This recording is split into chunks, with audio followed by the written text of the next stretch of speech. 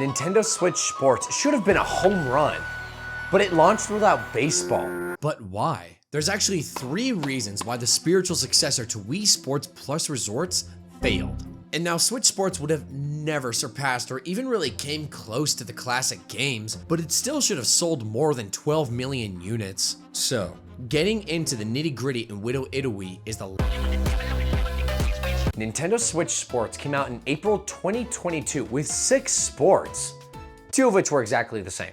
A lot of people like to say that volleyball plays just like badminton and tennis, but I don't know what they're smoking. Now, if it was pickleball, you'd have something to say. And you can make the argument saying that, oh, it's so much better than the 5 sports that Wii Sports came with, but that was a free pack-in game. Resorts had at least some mini games for the individual sports like Samurai Showdown, 100 Pins, hell, Island Flyover. There are no extra mini games here in Switch Sports. The only thing you get by playing Switch Sports are these boring cosmetics that add nothing to the game.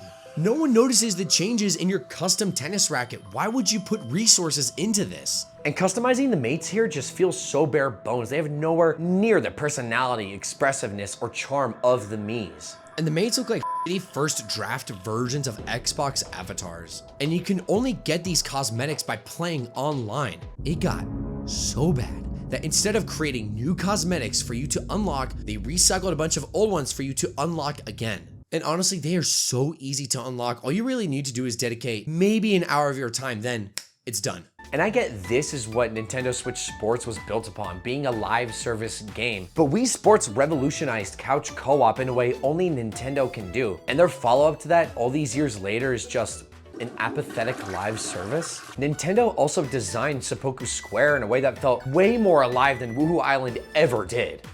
And that's saying something. No one loves Woohoo Island more than me, okay? Nobody. When you're playing all of these games, you see mates in a shipping pod cafe just enjoying their drink or walking across a library or just going about their day. Seppuku Square feels like this luxury island fitness resort because that's exactly what it is. But rather than the arena-style matches from Wii Sports Plus Resort that made you feel like the main character, you're just enjoying your vacation with other people enjoying their vacation too. Hell, imagine if they had sports like biking, jogging, or maybe something with a jetpack where you could traverse Seppuku Square and that's how you got your cosmetics in the shops. I'm just spitballing here. I feel like that'd be kind of cool. It's so weird how they try to keep what makes Wii Sports, but they're trying really hard to The first indicator of Switch Sports going in a different direction from Wii Sports was the use of the mates rather than the Miis. And I gotta be honest, I don't really mind them. They fit the aesthetic of Seppuku Square, but they also kind of look like the replacement Mii avatars that flooded all kinds of sports games on the Wii. Putting it in a completely new setting, along with changing the name from Swordplay to Chambara, it does feel a little bit weird, but it's been 16 years. Of course it's gonna change. I do think that the charm from the classic Wii Sports games are kind of missing here. Wii Sports Plus Resort had this very bare bones art style, but that's all the Wii could really handle. And I can't believe this is coming from a Nintendo fan, but they added a little too much detail here. And yeah, you could kind of bring that back by playing the Mii instead of the mate, but they look so out of place here. Do you really want to be the one skinwalker in bowling? I think taking this franchise that's been dormant for 13 years, giving it a fresh coat of paint, and changing so much probably wasn't the best idea. People wanted to experience that feeling again of unboxing their Wiis and playing Wii Sports for the first time with all of their friends and family.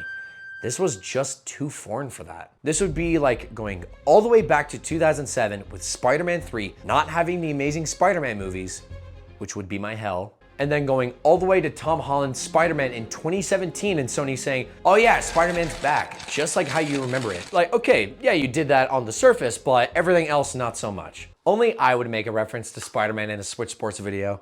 Less couldn't, more would. So before we get into the third and most important reason why Switch Sports failed, I want to say it's not a bad game. I'd say it's even great. It's fun, and I always genuinely enjoy my time playing Switch Sports. Even though it feels really distanced from Wii Sports Plus Resort, I can't help but feel like they captured that same lightning in a bottle. Having a volley back and forth in tennis with your buddies still feels great. Swinging your club in golf still has this nice competitive bliss it always had.